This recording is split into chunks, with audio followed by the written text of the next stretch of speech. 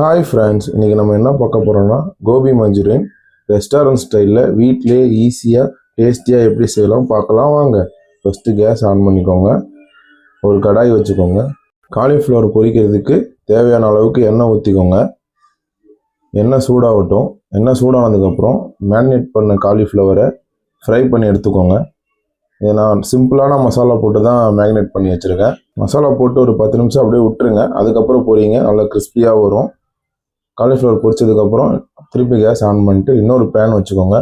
அந்த பொரிச்ச எண்ணெயை 2 டேபிள் ஸ்பூன் ஊற்றிக்கோங்க. அதுக்கப்புறம் கேப்சிகமும் ஆனியனும் க்யூபாக கட் பண்ணி போட்டு தேவையான அளவு உப்பு போட்டு நல்லா ரொம்ப வசங்க வேணாம், செம்மியாக வசங்கினா போதும். அதுக்கப்புறம் அது கூட ஒரு டேபிள் ஸ்பூன் இஞ்சி பூண்டு பேஸ்ட் போட்டு அதோட பச்சை வாசனை போகிற அளவுக்கு வதக்கிக்கோங்க. அப்புறம் 2 டேபிள் ஸ்பூன் சில்லி சாஸ் ஊற்றிக்கோங்க. அதுக்கப்புறம் 1 டேபிள் ஸ்பூன் சோயா சாஸ் ஊற்றிக்கோங்க. கொஞ்சமாக தண்ணி ஊற்றி அது கூடவே 2 டேபிள் ஸ்பூன் பெப்பர் பொடி போட்டு நல்லா கொதித்து வந்தோடனே ஃப்ரை பண்ண காலிஃப்ளவரை போட்டு உங்களுக்கு ட்ரையாக வேணால் ட்ரையாக இல்லை கிரேவியாக வேணால் கிரேவியாக வச்சு இறக்குனீங்கன்னா ரெஸ்டாரண்ட் ஸ்டைல் கோபி மஞ்சூரியன் தயார். இந்த வீடியோ பிடிச்சிருந்தா லைக், ஷேர் அண்ட் கமெண்ட் பண்ணுங்கள். இன்னொரு வீடியோவில் நாளைக்கு உங்களை சந்திக்கிறேன்.